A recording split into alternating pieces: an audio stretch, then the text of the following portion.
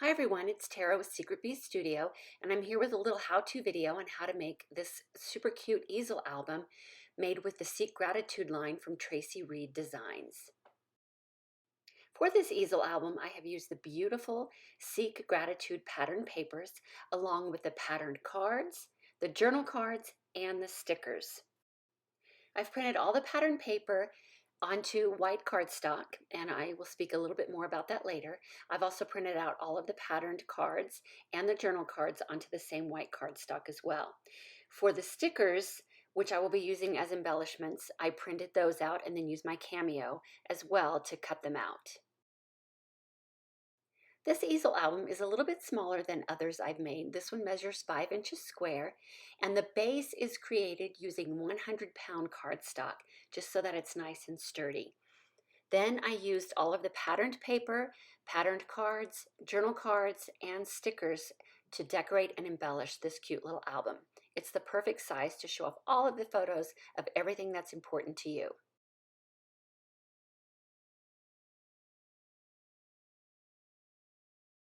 So for the base of this album, use a heavy-duty cardstock like this 100-pound cardstock here, a paper cutter, as well as a scoreboard. Take your 8.5 by 11-inch piece of paper, long edge at the top, and insert it into your paper cutter and cut one piece at 5 inches. Cut another piece at 5 inches, but then turn this one with the long edge at the top and cut it to 8 inches.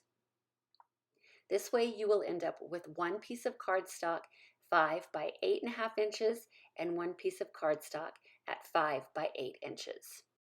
Then we're going to start with the 5 by 8.5 inch piece of paper and put it into the scoreboard with the long edge at the top. You're then going to score this piece at 5 inches and 5 1/2 inches. Then take the shorter piece of cardstock, again with the long edge at the top of the scoreboard, and you're going to score at 2 inches, 2 1/2 inches, and 3 inches. The next step is to tape the two pieces of cardstock together into one long continuous strip using just regular Scotch tape. Your 8.5 inch piece of cardstock will be the first one, or on the left side, and the 8-inch piece will be the second one, or on the right side. So put the two cut ends together and then tape using Scotch tape. I like to tape both edges, and then when that's all done, I go ahead and put a strip in the middle just for added stability. You will not be able to see the Scotch tape. It will get covered up with patterned paper. Once you have that completed, go ahead and fold on all of the score lines. You can also use a bone folder to make your edges nice and crisp.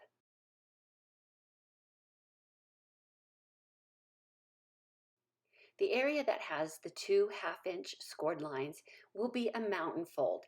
So basically you will be folding one side down and then one side up. And I will show you a picture of what this fold should look like once it's complete in the video.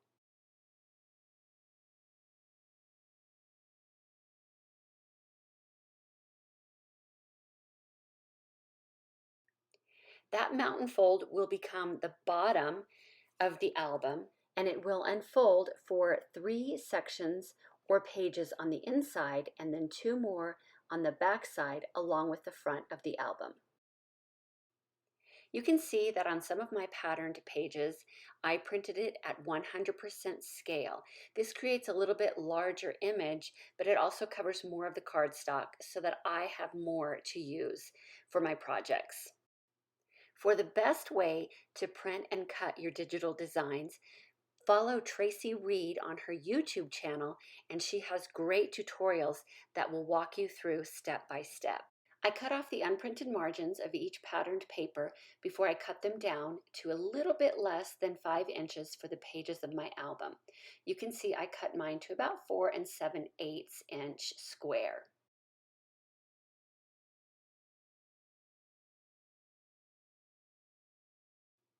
I just like a little bit of that colored base to show in the background. I have finished cutting out all of my patterned paper squares, along with cutting out all of the patterned cards and journal cards. I also have all of my embellishments organized and ready to go so that I can decorate this album. And don't forget about the scrap pieces of paper that were left over from the patterned pieces. You can use those as well. So then comes the fun part of deciding which papers, patterned cards, journal cards, and embellishments you want to use to decorate your easel album. I always like to try out a few different combinations before making a final decision. This little strip of paper is just a scrap from one of the patterned pieces of paper that I had previously cut. Once I decide on the placement of everything, I will go ahead and use a combination of adhesives to adhere everything to the base of my album. You will see that I use some wet adhesive for the smaller embellishments, along with some foam adhesive as well. To add a little bit of detail to this patterned card, I will go ahead and use a scallop punch and scallop one edge.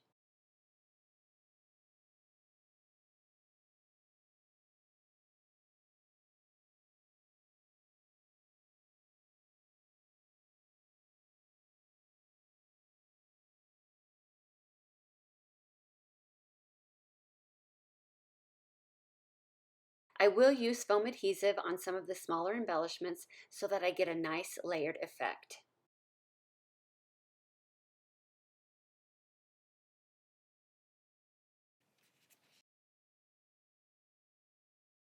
The easel album is all complete, and on the front I die cut some tiny hearts out of some of the patterned paper and adhered those along with some enamel dots.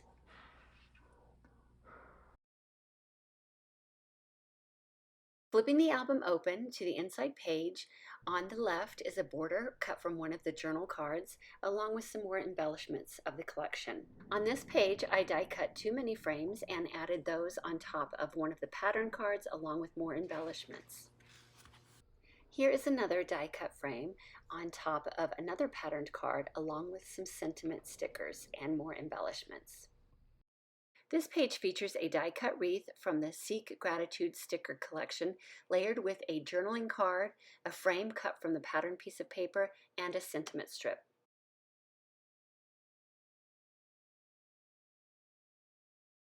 The back of the easel frame showcases one of the journal cards die cut into a large heart, along with another frame cut from one of the patterned cards, another sentiment strip, lots of scraps, and more of the stickers from the Seek Gratitude collection.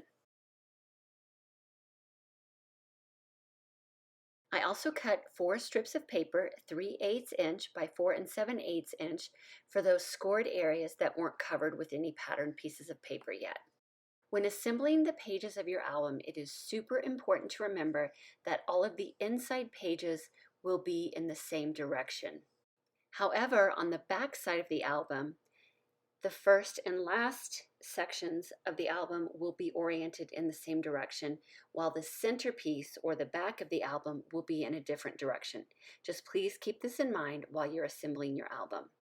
I hope this inspires you to make one of these super cute easel albums for yourself, and please make sure you check out Traci Reed Designs at tracireed.com. Thanks for watching. See you next time. Bye.